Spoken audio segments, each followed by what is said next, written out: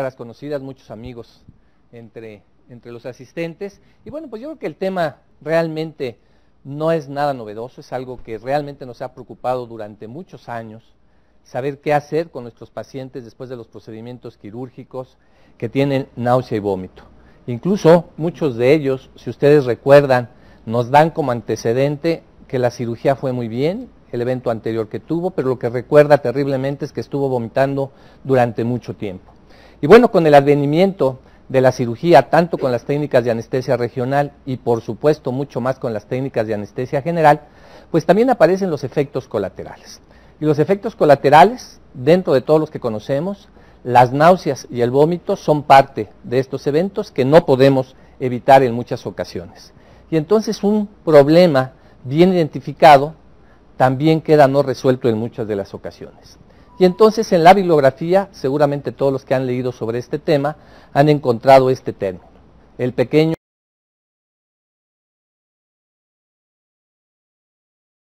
gran problema. Aparentemente algo tan sencillo, tan de rutina, tan que sabemos que va a ocurrir, en muchas ocasiones no lo podemos resolver. Dentro de las complicaciones más frecuentes dentro de los procedimientos anestésicos quirúrgicos, pues sin duda es el dolor.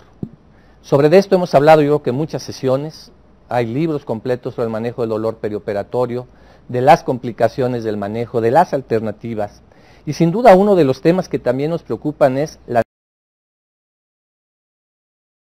náusea y el vómito, además del resto de las complicaciones que nosotros vemos en nuestros pacientes.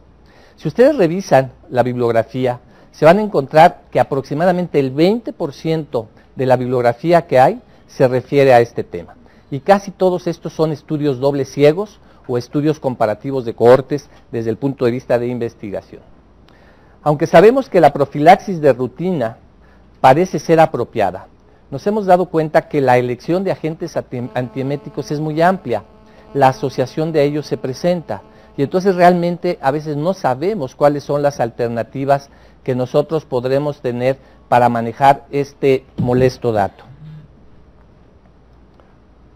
Son de las complicaciones más comunes después de la anestesia general. Dependiendo las citas que ustedes tengan, van a observar que puede haber desde un 10 hasta un 80%, dependiendo quién está refiriendo esta complicación, y esto tiene mucho que ver de acuerdo al estudio. Si es en cirugía de otorrino, por ejemplo, si es en cirugía laparoscópica, si es en cirugía ginecológica. Su incidencia la reconocemos los pacientes, los anestesiólogos, los cirujanos y sin duda el grupo de enfermería. ¿Cuáles son algunos de los factores que van a contribuir a que esto esté ocurriendo? Como ustedes ven, bueno, pues está desde la predisposición personal.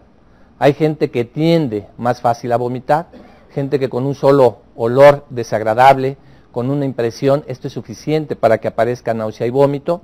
Sin duda los pacientes jóvenes, la mayor incidencia está ocurriendo entre los 14 y los 25 años de edad aproximadamente. Las mujeres, en donde siempre se ha relacionado este factor con la presencia de gonadotrofinas en la presencia de la mujer, lo cual no ocurre en el hombre y por eso es que son mucho más vomitonas que los hombres. Sin duda, la técnica anestésica será un factor predisponente en cuanto a qué estamos manejando, cómo lo estamos manejando, el tiempo de duración de nuestra técnica anestésica. La cirugía por sí misma, por ejemplo, la de oído y la de ojo, serán mucho más emetizantes que otro tipo de cirugía superficial, donde ha habido gran manipulación de tubo digestivo, donde tenemos distensión gástrica, a veces por la ventilación mecánica o la ventilación manual que nosotros hacemos con mascarilla. Sin duda la terapia analgésica será un factor importante a considerar. Cada vez más tenemos a nuestro alcance la medicación con opioides, morfina, asociación de medicamentos, y esto por sí mismo pudiera ser causal de esto. Los pacientes obesos, en donde el manejo de tanto las concentraciones de glucosa y otras sustancias pudieran ser factores desencadenantes. Todos nuestros agentes inhalados son altamente emetizantes. Afortunadamente, por lo menos en nuestro medio, yo creo que en el Distrito Federal poco utilizamos el óxido nitroso, pero sabemos que en el interior de la República, a nivel del mar, se ocupa con mucho mayor frecuencia, aunque también hemos dejado de utilizarlo, y esto incluso por el miedo a la inmunodepresión que estos agentes pueden ocurrir con dosis subanestésicas en los anestesiólogos. Ya decíamos que la terapia para el control del dolor contribuye a la presencia del vómito en el posoperatorio, entonces nos enfrentamos a lo que hemos visto durante años. El paciente nos exige no tener dolor en el posoperatorio, pero una buena terapia analgésica en el postoperatorio implica también la presencia de náusea y vómito. Y entonces tendremos que pensar en manejar integralmente el perioperatorio de nuestros pacientes. No sería mayor problema la náusea y el vómito si no tuviera repercusiones en nuestros pacientes. Sabemos todos que durante el periodo preyectivo de un vómito el paciente va a tener bradicardia, hipotensión, disminución de la frecuencia cardíaca, palidez, etc. Pero también sabemos que estos pacientes con efectos residuales de nuestros anestésicos en las salas de recuperación posanestésicas podrían llegar incluso a tener broncoaspiración, ya bien sea en el postoperatorio inmediato o en el mediato. Esto, sobre todo en las salas de día, en esta cirugía ambulatoria que cada vez más nos vamos a manejar los anestesiólogos, tanto a nivel privado como en las instituciones, se está exigiendo una optimización de los recursos, sobre todo quirúrgicos, la disposición de quirófanos, la menor estancia hospitalaria de nuestros enfermos, incluso a nivel institucional, nos están llevando a manejar una mayor cantidad de cirugía ambulatoria. Y como ustedes saben, la primera causa de reingreso a una unidad hospitalaria en cirugía de corta estancia es precisamente el retraso en el inicio de la vía oral en el paciente que está vomitando, y obviamente esto nos va a poder llevar a deshidratación, trastornos hidroelectrolíticos, eventraciones, retraso, como les decía, en el inicio de la vía oral, retraso en la evacuación de la vejiga, etc. Bueno, ya nos decían que precisamente la etiología de las náuseas y el vómito es multifactorial. No podemos atribuirle exclusivamente al procedimiento anestésico, aunque probablemente sea el factor que sí está en manos del anestesiólogo, el decidir qué hacerlo, cómo hacerlo y en qué momento hacerlo. Sabemos que la náusea y el vómito tiene, así como la tos, así como la diarrea, tiene obviamente la principal función de eliminar del organismo las sustancias tóxicas. Y recordarles que el reflejo del vómito está básicamente en dos sitios. Uno a nivel periférico, que es el tracto gastrointestinal, y uno a nivel central, que es la zona desencadenante quimiorreceptora, la zona gatillo en el área postrema. Estos receptores, tanto periféricos como centrales, se van a ver estimulados por vía del intestino al tracto solitario a través del nervio vago, y los centrales al área postrema por las sustancias tóxicas que circulan en el líquido cefalorraquídeo. Recordemos que la zona desencadenante quimiorreceptora en el área postrema no tiene barrera hematoencefálica. Entonces las sustancias tóxicas que están circulando a través del líquido cefalorraquídeo llegan directamente a esta zona, estimulándola y de esta manera produciendo náusea y vómito. La estimulación de cualquiera de ellas por separado o de ambas, como sucede habitualmente en la anestesia, pues nos va a llevar a la estimulación del centro del vómito y a la presencia de este molesto síntoma. Hay que recordar que los estímulos como los agentes anestésicos y los procedimientos quirúrgicos por sí mismos pueden estimular la liberación de estos neurotransmisores que van a llevar a cabo el reflejo del vómito. Este sería un acercamiento a nivel de bulbo raquídeo, en donde vamos a hacer ahorita en la siguiente transparencia un recorte de esto, donde tenemos el cuarto ventrículo. Aquí vamos a encontrar el área postrema con el núcleo del fascículo solitario, y precisamente en esta zona es donde tenemos la zona desencadenante quimiorreceptora. E insisto, recordarles que la zona desencadenante quimiorreceptora no tiene barrera hematoencefálica. Por tal motivo, todas nuestras sustancias tóxicas que circulen a través del cuarto ventrículo y líquido cefalorraquídeo en general llegarán directamente a esta área, estimulando el centro del vómito. Esta transparencia no trata más que de ejemplificar un poquito todos los posibles factores que pueden contribuir a la presencia de náusea y vómito. Como ustedes ven, son muchos y probablemente pudiéramos seguir llenando esta transparencia con muchos más datos adicionales sobre factores que pudieran contribuir a la presencia de náusea y vómito. Por ejemplo, tenemos, por sí mismo, el dolor tratado o no tratado puede ser factor desencadenante de náusea y vómito. Los estímulos vestibulares, cirugía de ojos, cirugía de orofaringe, cirugía de oídos, por supuesto. Obviamente las aferentes vagales del aparato cardiovascular, las aferentes del aparato gastrointestinal, el cuarto ventrículo, la cirugía de abdomen, la distensión gastrointestinal, los factores anestésicos propios desde la ventilación con mascarilla sobre distensión gástrica, uso de óxido nitroso, sustitución del óxido nitroso por el aire que tenemos en la cavidad abdominal, etc. Y todos estos factores finalmente nos van a llevar a que las células enterocromafines y estos receptores 5-hidroxitriptamina 3 sean una de las receptores bien identificados en la producción de náusea y vómito, y probablemente es donde centremos ahora la atención del manejo de esta situación. Y entonces tendríamos que pensar en que este síntoma y este signo de náusea y vómito tendríamos que manejarlo más desde un punto de vista profiláctico más que terapéutico.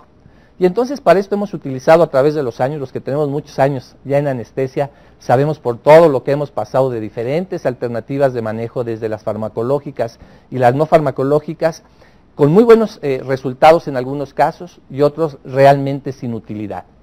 Y entonces estos métodos, algunos incluso dudosa esta eficacia, pues los vamos a revisar rápidamente. Algunas de las cosas que solíamos hacer en las salas de recuperación cuando el paciente llegaba era darle grandes dosis de oxígeno suplementario, a través casi siempre de puntas nasales. Algunos nos atrevíamos a poner catéteres retrofaringeos para no causar tanta molestia en la nariz del paciente y sequedad de mucosas, y realmente veíamos que esto no solucionaba los problemas. El colocar la sonda nasogástrica, cuántas veces el paciente que estaba vomitando, la indicación es una sonda nasogástrica, y esto causaba a veces mucho más irritación gástrica, más molestia del paciente, y tampoco resolvía los problemas. El ayuno prolongado, donde ahora sabemos que uno de los factores predisponentes de que los pacientes vomiten en el periodo posoperatorio es precisamente estas largas horas de ayuno, donde el cirujano le manda al paciente ayuno la noche previa o desde el día previo. El paciente, por miedo a que no vaya a vomitar, no vaya a tener problemas, come, y al otro día lo operamos a las 3 o 4 de la tarde y lleva ya 24 horas sin comer. Sabemos que el ayuno prolongado en la actualidad no ayuda en nada a prevenir náusea y vómito. Las dietas a base de hielo, la movilidad del paciente, el que no esté tomando líquidos o no tome líquidos dulces, etc. Una sola de medidas que sabemos que no venían a resolver los problemas. Sin duda la terapia farmacológica, hemos pasado por todo esto. Algunos de los medicamentos que están ahí, tal vez para los residentes no les sean familiares, pero los que tenemos ya muchos años en esto sabemos del uso, por ejemplo, del dehidrobenzoperidol, que en su momento era el droperidol, que ya no existe, por lo menos creo cotidianamente en nuestro mercado, la metoclopramida, el difenidol, la meclicina, el dimenidranato, dexametasona, un medicamento que pocas veces utilizamos los anestesiólogos, que está presente en el mercado nacional y que no lo contemplamos como una buena alternativa para prevención y manejo de náusea y vómito, que es la domperidona. Entonces vamos a hacer una revisión muy rápida, muy somera de estos medicamentos, muchos de ellos bien conocidos por todos ustedes, tratando simplemente de situarnos en cómo actúan, cuáles son los efectos colaterales y considerar tal vez en un futuro muy próximo el regresar a utilizar este grupo de medicamentos como buenas alternativas de manejo de náusea y vómito, y sin duda mucho más económicas que los cetrones en términos generales. Bueno, recordarles cuando tuvimos dehidrobenzoperidol, que era un sedante mayor, un agente neuroléptico derivado de las butirofenonas. Esto tenía grandes beneficios para los pacientes, pero también grandes riesgos en el periodo posoperatorio cuando sumábamos efectos de sedantes mayores con efectos residuales de anestésicos generales. Recordarles que era un muy buen bloqueador alfa-adrenérgico, que adicionalmente lo utilizábamos para potencializar la hipotensión o la hipertensión en nuestros pacientes. Recordarles que es causal de discinesia extrapiramidal, movimientos de tipo parkinsonianos en nuestros pacientes, y sin duda el productor de intranquilidad. Yo creo que los que llegamos a utilizar dehidrobenzoperidol a dosis muy bajitas recordarán el término de acaticia, que era aquel término donde el paciente usábamos dosis bajitas, estimulábamos un poquito con estrés al paciente y el paciente ya no se quería operar. Se ponía tan intranquilo, encontrábamos el efecto no deseado de dehidrobenzoperidol, que era no sedante. Vamos a intranquilizarlo y el paciente decía, yo no me opero. Pero mire, ya está Diana Moya allá atrás, que fue mi residente hace algunos años, nos reímos porque llegamos a hacerlo, ¿no? Y definíamos cirugías con esta estrategia del dehidrobenzoperidol. En diciembre 5 del 2001, la FDA agrega un black box a la indicación de dehidrobenzoperidol, ya que estaba produciendo riesgos en nuestros pacientes. Hubo causas o muertes atribuibles al medicamento a dosis de 2.5 miligramos y 1 miligramo por paro cardíaco debido a la prolongación del QT corregido. Esto mismo lo vamos a ver con algunos grupos de los inhibidores de 5-hidroxitritamina que a veces no contemplamos que pueda ocurrir y que está sucediendo. De hecho, en los índices para prescribir de las empresas aparece esto como un efecto colateral que hay que tener con cuidado. Entonces, dehidrobenzoperidol prolonga el QT corregido y de esta manera pudiera llevar a arritmias o incluso a paro cardíaco. Bueno, es un medicamento que usamos durante muchos años. Habitualmente las dosis que ocupábamos oscilaban en esto de 0.600, 1.25 y 2.5 miligramos, dependiendo el efecto que deseábamos o la intensidad de náusea y vómito. Los que usamos dehidrobenzoperidol también teníamos en ese entonces pues nuestros medicamentos halogenados muy potentes, con muchos efectos indeseables como era lotano y enflorano. Ahora sin duda nuestros medicamentos inhalados son mucho más nobles, de acción más pasajera, de efecto más predecible y probablemente ya no lo veamos tanto como lo veíamos anteriormente. La domperidona, les decía, este es un medicamento, es el Motilum, es un muy buen medicamento, es similar al dehidrobenzoperidol y a veces nos quejamos de que ya no tenemos dehidrobenzoperidol en el mercado con el excelente efecto antiemético que tiene este producto. Pero tenemos precisamente la domperidona. Yo no sé si de los que estamos aquí alguna vez lo hemos utilizado con esta finalidad o lo conocíamos siquiera dentro de nuestro armamentario farmacológico. La domperidona, al igual que el dehidrobenzoperidol, es un antagonista de dopamina, tiene un mecanismo de acción periférico, gastrocinético y un antagonista de receptores de dopamina, efecto central. Pero tiene la gran ventaja que prácticamente no tiene efectos extrapiramidales. El paciente no va a tener temblor, no va a tener ansiedad, etc. Se metaboliza en hígado, se elimina en heces y por vía renal. Va a funcionar muy parecido a metoclopramida, va a aumentarnos el tono del esfínter pilórico, va a acelerar el vaciamiento gástrico y de esta manera va a permitir que el paciente tenga una menor cantidad de contenido gástrico y de esta manera haya menos náusea y menos vómito. La presentación de esto puede ser en ampolletas de 10 miligramos, habitualmente esta dosis es suficiente para lograr controlar náusea y vómito, aunque hay bibliografía que nos recomienda entre 15 y 20 miligramos como una dosis superior a la de 10 miligramos. Metoclopramida, bueno, pues yo creo que todos la conocemos, probablemente sea alguno de los medicamentos de uso más cotidiano en nuestro medio, a un buen precio, donde se puede asociar a otro grupo de medicamentos y donde a veces no le damos la importancia que este producto tiene, pero tiene grandes beneficios. También bloquea los receptores dopaminérgicos, va a aumentar la motilidad gástrica, aumenta el tono del esfínter esofágico, relaja el pilórico y de esta manera el vaciamiento gástrico es mucho más rápido. Algunos de nosotros creo que lo hemos utilizado con esta finalidad, esos pacientes donde tenemos dudas de los tiempos de ayuno, donde tenemos retraso en el vaciamiento gástrico, como el paciente obeso, la paciente obstétrica, etcétera, y medicamos a los pacientes con metoclopramida buscando este efecto. Un mayor vaciamiento gástrico a mayor velocidad y de esta manera entrar dentro de rangos de seguridad más importantes. Puede ser causal de síntomas extrapiramidales, sobre todo a dosis elevadas. A las dosis que habitualmente utilizamos nosotros no sucede. Produce somnolencia, inquietud y laxitud en algunos enfermos. El difenidol se comporta como un anticolinérgico, va a secar mucosas, va a tener una acción parasimpaticolítica, se va a administrar cuidadosamente cuando lo asociemos a escopolamina o atropina, precisamente por el efecto potencializador que pudiera tener con este efecto anticolinérgico. Podrá ser, al igual que la atropina a dosis elevadas o escopolamina, causal de alucinaciones visuales y auditivas y puede causar desorientación y confusión mental. No sería, sin duda, un medicamento muy adecuado si nosotros quisiéramos dar de alta a un paciente, por ejemplo, en cirugía ambulatoria. Estos efectos probablemente con el paciente en su casa no serían muy deseables. La meclicina y en general todas las ciclinas, de este grupo tenemos bonadoxina, por ejemplo, se comportan como antihistamínicos. Entonces, al tener este efecto antihistamínico, va a tener también el efecto de anticolinérgico. Va a ser causal de sequedad de boca, va a originar somnolencia como prácticamente todos los antihistamínicos y nuevamente, ¿cuántas veces llegamos a utilizar nosotros algún grupo de los antihistamínicos como difenhidramina, por ejemplo, en medicación preanestésica, buscando el efecto de disminuir los efectos histaminogénicos de nuestros medicamentos durante la inducción, producir sedación en los pacientes y también la sequedad de boca. Va a interaccionar con lidocaína incrementando el riesgo de efectos colaterales, particularmente los efectos sobre el sistema nervioso central, convulsiones. Dexametasona. Bueno, pues este es un esteroide. Muchas veces lo hemos visto asociado.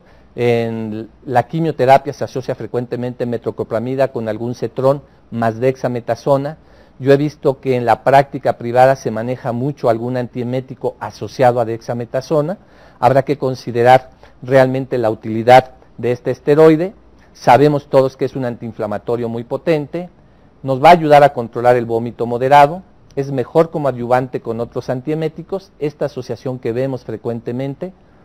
El mecanismo de acción realmente de dexametasona no se conoce, Alka-Seltzer, sabemos que funciona, aunque no sabemos cómo está funcionando. Hay que considerar siempre cuando apliquemos un esteroide en un paciente quirúrgico los posibles efectos colaterales comunes a los esteroides. Hiperglicemia, disminución de la respuesta inmune, retención de líquidos, etcétera, que pudieran no ser deseados en el postoperatorio inmediato.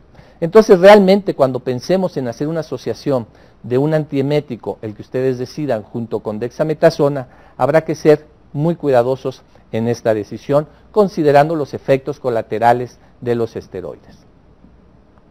Bueno, todos estos medicamentos ya los hemos visto, los conocemos, los hemos utilizado seguramente con frecuencia, y todos están disponibles en nuestro mercado nacional y sin duda están considerados mucho menos caros que los cetrones en términos generales. Pero sin duda algunos de sus efectos secundarios no son deseables, especialmente, insisto, si el paciente es ambulatorio. Si el paciente está hospitalizado, probablemente la sedación, la inquietud, la sequedad de boca, el retraso, etcétera, pudieran tolerarse y ser bien manejados en el hospital. Pero el paciente que va a casa probablemente habrá que considerar mucho más seria estas alteraciones. ¿Qué esperaríamos de un antiemético ideal? Pues alguna de estas características, y ustedes pudieran agregarle a la lista seguramente algún otro de los datos que nos interesaría tener como médicos. Que fuera útil por cualquier vía, que lo pudiéramos administrar por vía oral, por vía parenteral, intramuscular, endovenosa, etcétera. Que lo pudiéramos utilizar tanto en la prevención como en el tratamiento de la náusea y el vómito, que sea sin duda altamente efectivo, que su acción sea lo suficientemente larga para que nos permita cubrir el periodo de recuperación posanestésica sin necesidad de repetir dosis en nuestros pacientes, que no tenga efectos colaterales, y para los anestesiólogos creo que esto es muy importante, que no interactúe con otras drogas. Por ahí una bibliografía de un anestesiólogo donde en el periodo perioperatorio estamos administrando los anestesiólogos entre 7 y 14 diferentes drogas para un procedimiento anestésico. Si a esto le sumamos un medicamento que interactúe con lo que ya estamos administrando, probablemente el riesgo sea demasiado alto. Y entonces aparecen los conceptos actuales más novedosos, que ya no lo son tanto, pero es lo más actual, nuevamente son los receptores 5-hidroxitriptamina. Y entonces estos mediadores de serotonina existen en altas concentraciones en células enterocromafines de la mucosa gastrointestinal y las plaquetas. Recordarles que la 5-hidroxitriptamina es un derivado del aminoácido triptofano. Estos son los subtipos que conocemos hasta el momento de la 5-hidroxitriptamina. Sin duda a nosotros nos interesan los 5-HT3, que son los que tienen que ver en relación directa con la producción de náusea y vómito y la presencia de dolor. Y se ha pensado también que estos tipos de medicamentos pudieran influenciar en el buen manejo del dolor postoperatorio de nuestros pacientes. En el sistema nervioso central existen los receptores 5-hidroxitriptamina en altas concentraciones en lo que ya habíamos visto al inicio de la charla. Área postrema, núcleo solitario, nervio vago como uno de los principales transmisores, el estímulo periférico de la presencia de náusea y vómito, el núcleo del trigémino en cirugía tanto de otorrinolaringología como la cirugía de tubo digestivo, en el sistema límbico, en las sustancias gelatinosas de la médula espinal. Estos tipos y subtipos de 5-hidroxitriptamina nos van a llevar a diferentes funciones que todos conocemos, no los 5-HT3, todos los subtipos que conocemos. Tienen que ver con la percepción del dolor, sobre la motilidad del tracto gastrointestinal, y cuando logramos inhibir esto, uno de los efectos colaterales de los ondansetrones comunes es precisamente la constipación. Algunos vasos sanguíneos sobre vasodilatación con efectos de choque anafiláctico, por ejemplo, la agregación plaquetaria y la relajación y contracción del músculo liso de las vías aéreas, que también nuevamente tienen que ver con la respuesta al asma o respuestas alérgicas. ¿Dónde se empieza a desarrollar estos antagonistas de 5-hidroxitritamina, particularmente el subtipo 3? Bueno, pues cuando se empieza a ver que en quimioterapia había medicamentos altamente tóxicos, que eran altamente metizantes, y de esta manera se empieza a ver qué es lo que podría ayudar a que estos pacientes bajo tratamientos de quimioterapia y algunos de ellos en radioterapia pudiera ser inhibida la náusea y el vómito. Y entonces a los pacientes, si ustedes recuerdan, o algunos estuvo en algún hospital oncológico, se usaban grandes dosis de metoclopramida, se usaban antihistamínicos y asociábamos además esteroides. Pero no era suficiente aún así para inhibir la náusea y el vómito de las drogas de quimioterapia. Y entonces se empiezan a desarrollar este grupo de medicamentos, que en términos generales podemos decir cetrones, que en términos generales desde ahora les digo que los mecanismos de acción prácticamente es el mismo en cualquiera de ellos. Lo que va a cambiar básicamente será el tiempo de acción de este grupo de medicamentos. ¿Cuáles son algunos de los más conocidos, de los que seguramente manejamos nosotros, los que tenemos en nuestro mercado? Bueno, pues tenemos a ondansetron, que es el Sofran, tropicetrón, el Navoban, granisetron, el Kitril, dolasetron, el Ansemet, todos estos en el mercado nacional, el alosetron, silanesetron y ramosetron, sin que esté todavía en el mercado, y tenemos el palonosetron, que es el Onicid, también en México. Pero vamos a ver que este grupo de medicamentos, aunque su mecanismo de acción es el mismo, antes, hasta hace un año, en el 2008, se permitió la adición de la indicación del control de náusea y vómito posoperatorio con este grupo de medicamentos que vamos a ver. Ondansetron, sin duda yo creo que es el medicamento que todos conocemos, fue el primero que se desarrolló en México. Discutimos mucho de su utilidad, discutimos mucho del costo-beneficio de este producto, y en la actualidad es un medicamento prácticamente de uso cotidiano en nuestro medio. Está el tropicetrón, que es el Navoban, el granisetron y el dolasetron, y todos estos, por lo menos en los índices para prescribir de las empresas, están indicados para la prevención y tratamiento de las náuseas y el vómito en el periodo posoperatorio.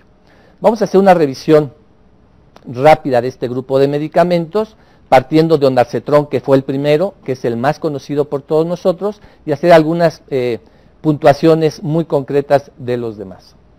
Palonosetron, tanto en los Estados Unidos de Norteamérica como en México, solo se ha aceptado la indicación de náusea y vómito inducido por quimioterapia, y algunos de ellos no están autorizados todavía para ser administrados en pacientes pediátricos. Entonces vamos a ver algo de ondansetron, el Sofran. La acción antiemética de ondansetron se demostró al inhibir el vómito inducido por quimioterapia y por radioterapia.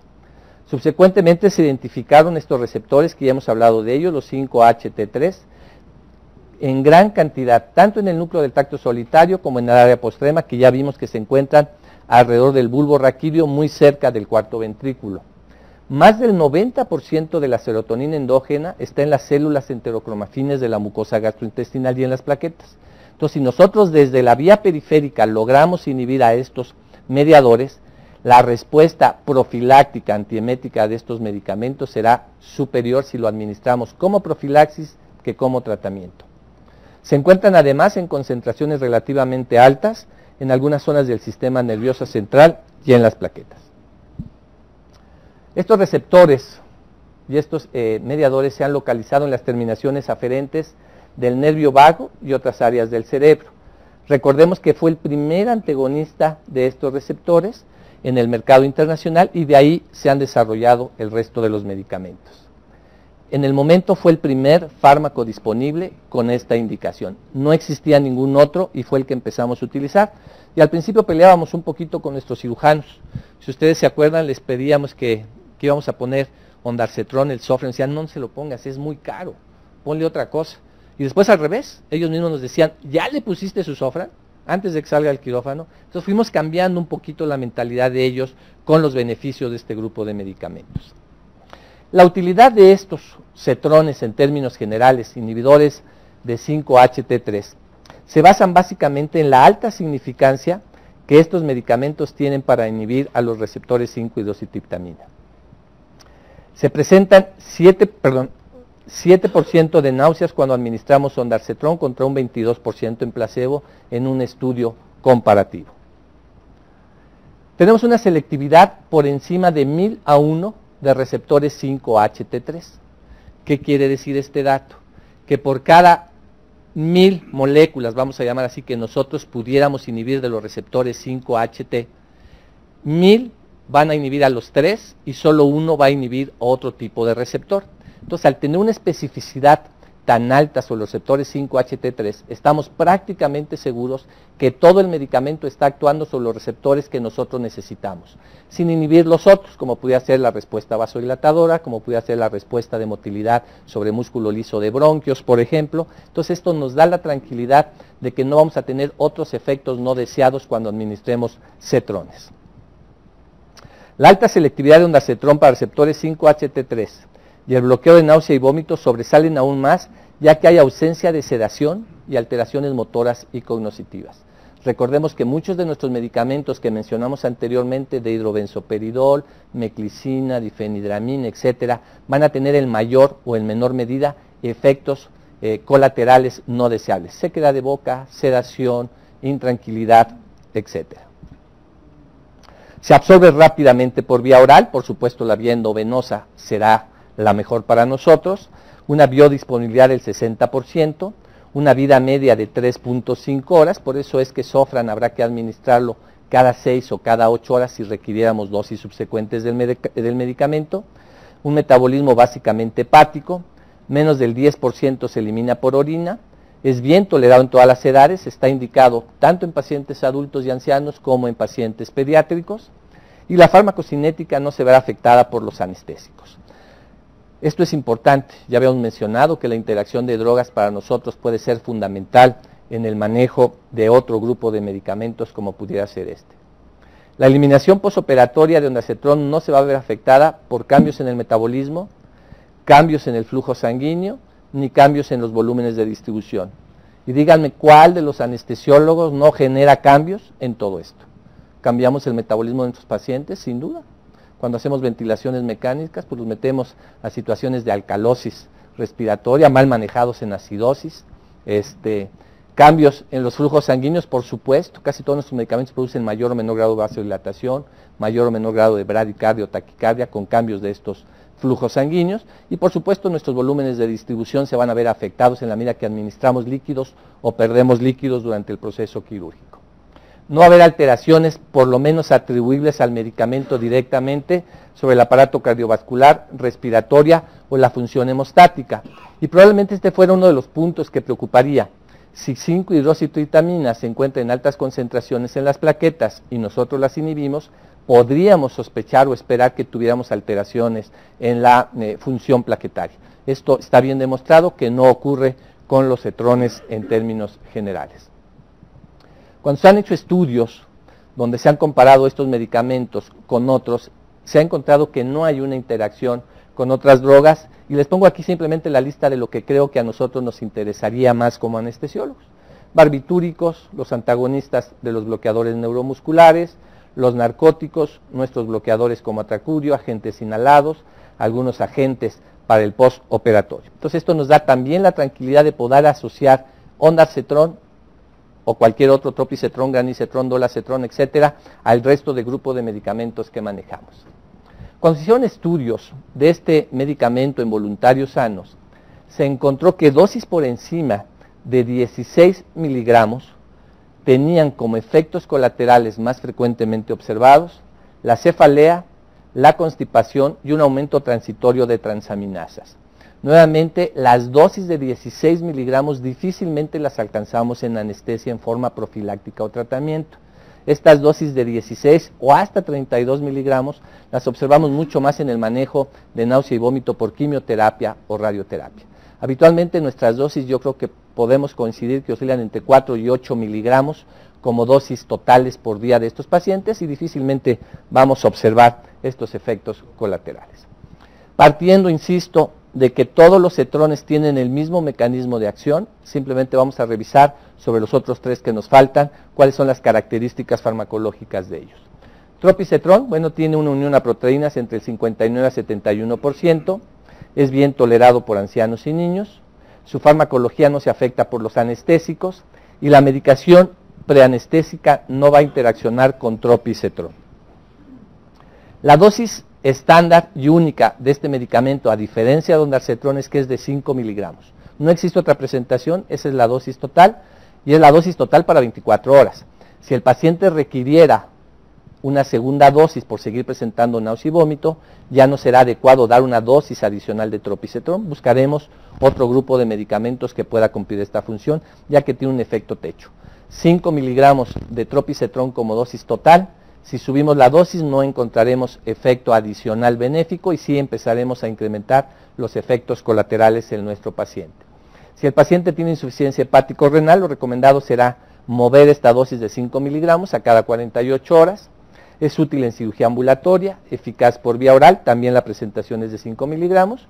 Y bueno, lo que les decía, en caso de falla, no incrementar la dosis y cambiar mejor a otro medicamento.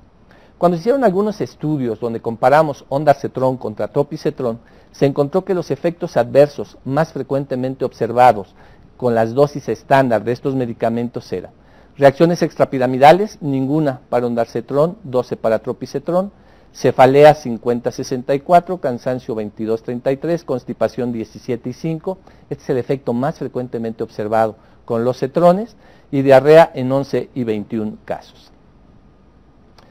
Simplemente para hacer un comparativo de los dos medicamentos que tenemos en nuestro mercado y que utilizamos con mucho mayor frecuencia, están aquí. El nombre comercial, bueno, pues ya lo conocen ustedes, es Zofran y Navoban. La presentación está en ampolletas, en tabletas para ondansetron, en ampolletas y cápsulas para tropicetrón. La concentración que tenemos es de 4 y 8 miligramos, dependiendo de la presentación que ustedes elijan. En el caso de tropicetrón, ambas son de 5. Tenemos desde 1 hasta 3 ampolletas para ambos productos. Si ustedes recuerdan, en un inicio no teníamos el ondansetron más que en 8 miligramos y básicamente estaba destinada para quimioterapia. Se hizo una presentación básicamente para anestesia, que era náusea y vómito postoperatorio, de 4 miligramos. Las dosis máximas podemos escalar con ondansetron hasta 32 miligramos, no más de 5 con tropicetrón. El costo anda por ahí de los 350, 400 pesos en el mercado como precio máximo al público. Sabemos que si nosotros administramos estos medicamentos en nuestros hospitales privados, este coste se puede ir muy por encima de la realidad, pero bueno, esto ya depende del hospital donde trabajemos, la disponibilidad de los productos, etcétera. El efecto clínico será entre 6 y 8 horas contra 24 horas de tropicetrón. Entonces sí podremos dar dosis adicionales de ondansetron, no deberemos dar dosis adicionales de tropicetrón. El dolasetron, este es uno de los medicamentos que, aunque está, insisto, en el IPP, la indicación para administrarse el náusea y vómito postoperatorio, realmente tenemos muy poca experiencia, por lo menos yo tengo muy poca experiencia con estos medicamentos, no los utilizamos. Entonces voy a hacer una revisión muy rápida de dolasetron. Está indicado solo en pacientes adultos, por lo que ven en el renglón de abajo. Puede prolongar el intervalo PR y ensanchar el complejo QRS. Esto nos puede llevar a arritmias, a bradicardias severas e incluso a paro cardíaco. Recordemos que el paciente pediátrico tiene estos retrasos con estos QT corregidos más alargados. También se ha reportado dolor al administrarse por vía intravenosa, por lo cual se sugiere diluirlo y pasarlo por lo menos en 30 segundos lentamente para evitar este efecto. La dosis recomendada para náusea y vómito postoperatorio es de 12.5 miligramos cada 24 horas. Nuevamente, dosis adicionales en náusea y vómito no logran beneficios adicionales, aunque este medicamento utilizado para quimioterapia y radioterapia, su presentación es de 100 miligramos para administrarse en perfusiones prolongadas para 24 horas.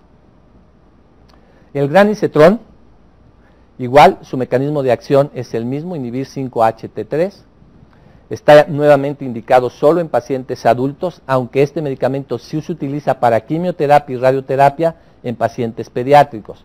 Para la indicación de náusea y vómito, solo en el paciente adulto. Los efectos colaterales más frecuentes son cefalea y constipación. 1 miligramo es la dosis recomendada para esta indicación, o si es un paciente de menor peso, 10 microgramos por kilogramo, sin pasar de 3 miligramos por día. No está autorizado su uso en pediatría. La presentación son ampolletas de 1 miligramo y de 3 miligramos.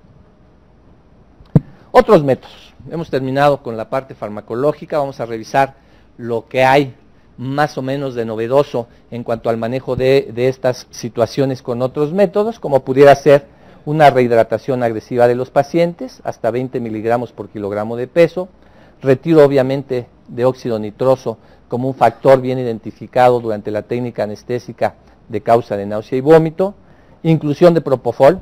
Nuevamente sabemos que propofol tiene un efecto antiemético per se, que tampoco se ha identificado claramente cuál es el mecanismo de acción del propofol, pero sí sabemos que los pacientes que inducimos o mantenemos procedimientos anestésicos con TIVA, por ejemplo, con propofol, vomitan mucho, pese a no administrarles ningún tipo de antiemético. La estimulación del punto P6, el acupoint, los que estén por aquí sepan de acupuntura, saben que esto está bien identificado. Hay muchos estudios, muchos en la bibliografía, en comparación de los diferentes medicamentos junto con este punto P6 que está por debajito de la muñeca, entre los dedos. Y bueno, la estimulación puede ser de diferentes maneras: la acupuntura, la electroacupuntura, la acupresión, que es lo que más se recomienda, que el mismo paciente, si tiene náusea y vómito, empiece a darse masaje en esta zona, y dicen que el resultado es muy favorable y que sí funciona. La hipnosis, etcétera. Bibliografía, mucha, pueden encontrar. Esto.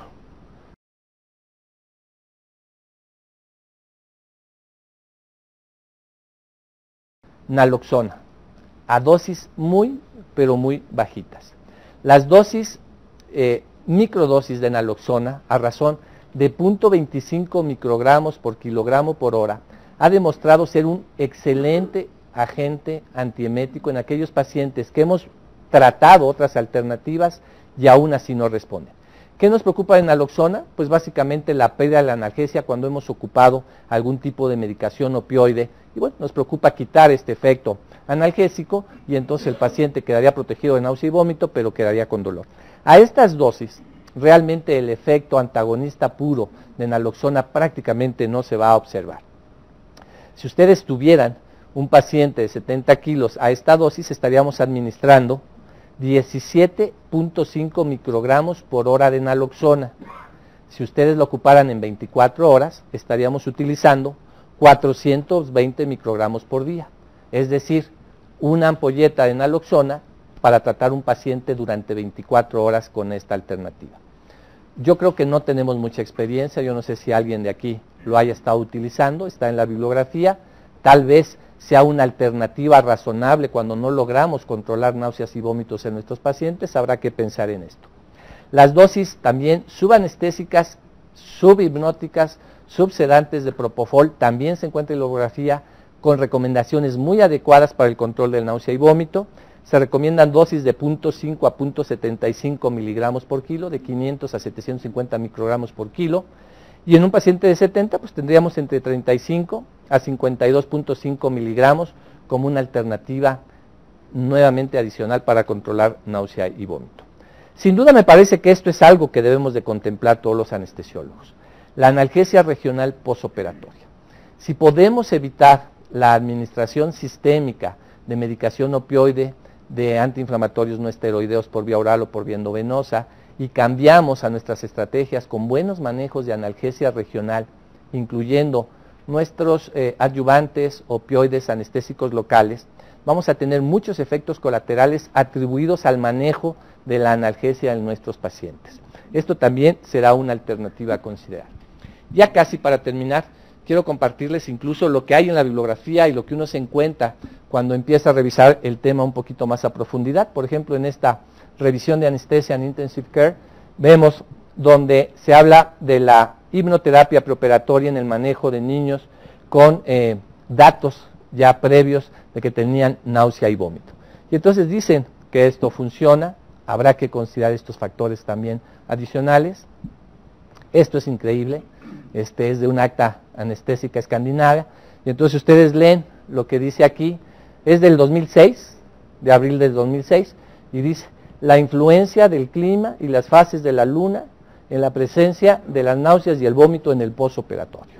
Y entonces nos estamos yendo mucho más allá. Habría que pensar entonces si en esta época de luna llena no debemos operar a nuestros pacientes para que no tengan náusea y vómito. Y esto está en bibliografía y en revistas serias. Entonces habrá que considerar todos estos factores. No me voy a meter a un tema que probablemente en este momento sea novedoso para nosotros, la asociación de drogas en un mismo medicamento o en una misma presentación. Y tenemos, como ustedes saben, en el mercado ya metoclopramida con ondansetron, en una misma asociación, como tenemos, por ejemplo, ketorolaco con tramadol en una misma asociación y otros grupos de medicamentos. Hay muchos estudios que nos hablan de los beneficios que estas asociaciones pudieran o no tener en nuestros pacientes. Y entonces les pongo a su consideración esta cita del 2002, en donde no para náusea y vómito, pero sí para el control del dolor, se cuestiona realmente si la utilidad de estas asociaciones de medicamentos en una sola presentación realmente son de utilidad. Y si realmente estos medicamentos tienen una validez en cuanto a costo-beneficio cuando los administramos. Y hemos visto toda la gama de medicamentos que tenemos. Y hemos visto que no todos tienen efectos benéficos en nuestros pacientes. Y entonces la pregunta es si realmente estas asociaciones que nosotros hemos visto a través de los años en cuanto al manejo del dolor, vamos a poder empezar a desarrollarlas para el manejo de las náuseas y el vómito. Y entonces tal vez al rato tengamos no metoclopramida ondansetron, al rato tal vez tengamos dehidrobenzoperidol con algún otro medicamento, o tengamos meclicina con algún otro, etcétera. Lo que sí sabemos es que hasta este momento no existe evidencia ni para el control del dolor, ni para ni náuseas ni vómito, de que estas asociaciones sean benéficas para los pacientes. Y sí sabemos que tienen un costo adicional que si usamos medicamentos separados o individualizados, dependiendo el tipo de paciente, el tipo de cirugía y la cantidad de náusea y vómito que tenga el paciente. Bueno, aquí yo señalé algunas de las cosas que a mí me interesaban, no es importante que lo revisemos. Hay que desarrollar estos esquemas de matemáticos para realmente establecer si la asociación de medicamentos es benéfico para los pacientes. No es el objetivo de la plática, simplemente es dejarlos sensibles a que tal vez tengamos que ser mucho más críticos cuando se nos presente comercialmente esta asociación de medicamentos y realmente hacer estudios muy serios como estos para saber si realmente la asociación de uno u otro medicamento está dándonos beneficios a los pacientes a un costo que sea razonable. Y entonces tenemos, por ejemplo, aquí este método de optimización para buscar realmente si la asociación de drogas es benéfica o no. Otro de los métodos de Berenbaum, donde especifica nuevamente cómo debemos buscar desde el punto de vista de estudio farmacológico los beneficios que podemos obtener de asociación medicamentosa en diferentes medidas o en diferentes posibilidades de manejo. Y bueno, ya para concluir, ahora sí, quiero decirles que sin duda la interacción de drogas será uno de los factores de más riesgo en el manejo de náusea y vómito. Habrá que pensar muy bien y con mucha claridad qué está recibiendo el paciente, qué ha recibido y qué le vamos a otorgar nosotros adicionalmente para esta finalidad. Sin duda, nuestra técnica anestésica, que es la que nosotros sí podemos decidir, que es la que nosotros sí podemos modificar, habrá que considerar seriamente si las técnicas de anestesia regional, si las técnicas de anestesia general, si la asociación de ellas son mejores que por separadas. La anestesia regional y la anestesia general no están peleadas, recordemos esto. La asociación de ambas técnicas está bien documentada. Estas técnicas de anestesia combinada, de anestesia general, con un buen bloqueo peridural, por ejemplo, brinda grandes beneficios a los pacientes, disminuimos las dosis totales de medicamentos, podemos continuar con buenas técnicas de analgesia postoperatoria. Sin duda, creo que esto es lo más importante. Un anestesiólogo cerca de su paciente, conociendo la evolución del procedimiento anestésico, tomando decisiones inteligentes y oportunas ante el paciente, creo que es mucho más importante que todo lo que podamos haber discutido aquí. Muchas gracias.